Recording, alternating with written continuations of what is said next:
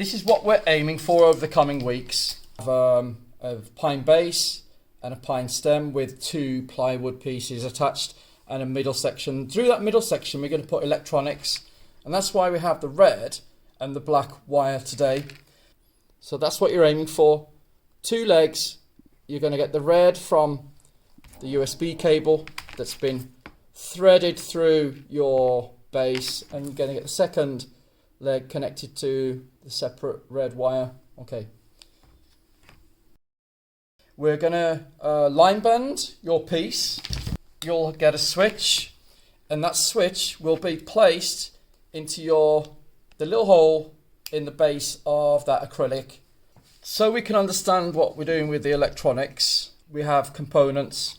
So this is indicated as a USB cable at the bottom, and of course we're going to attach the red wire from that USB cable to the switch. Now the switch is indicated on here as 2 dots and an open line. It's going to work on the red side and that switch today. I'll give you a USB cable. Unravel your USB cable.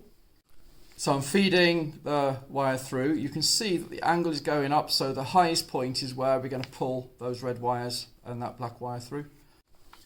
Now you have these snippers designed to have this V section, so it doesn't cut through the wire but just removes what's called the insulation. Take off about 1 centimetre, apply some pressure and then just pull. Okay, I've removed some of the insulation to reveal the wire. Calibrated just to have that little space there. It's the V section. And we want to do the same with the red wire on the USB cable. You're not cutting, you're going to the V part of these snippers and you're just going to pull up. Do it a few times. It will force that insulation to come off. So now this wire is exposed and this wire is exposed. Solder is a special metal that melts at a low temperature. I'll take my soldering iron and you'll see that there's a flat edge to that solder iron. If I just push a bit of the solder onto it, if it's hot enough, it will melt onto that. So hold it below the component, place the solder on top, it will fuse those 2 metals together, and now I'll put that back into the dock for safety because it's burning really hot temperature. So we have the first solder done. So to do that, wind round the wire slightly and I'll feed it through the first leg and then I'll pull that back until it's kind of a loop around that leg and I can start soldering. To do the second one, the wire in and loop it round,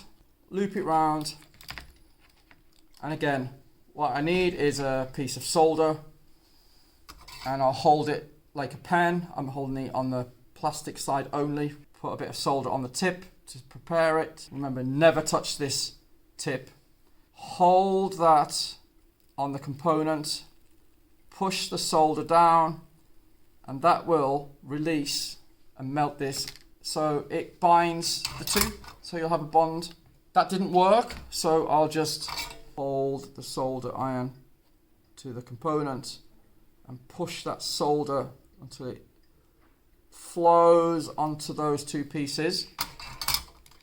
Okay, and then leave it, don't touch it, and it will set. So they're both now solid solders. Okay.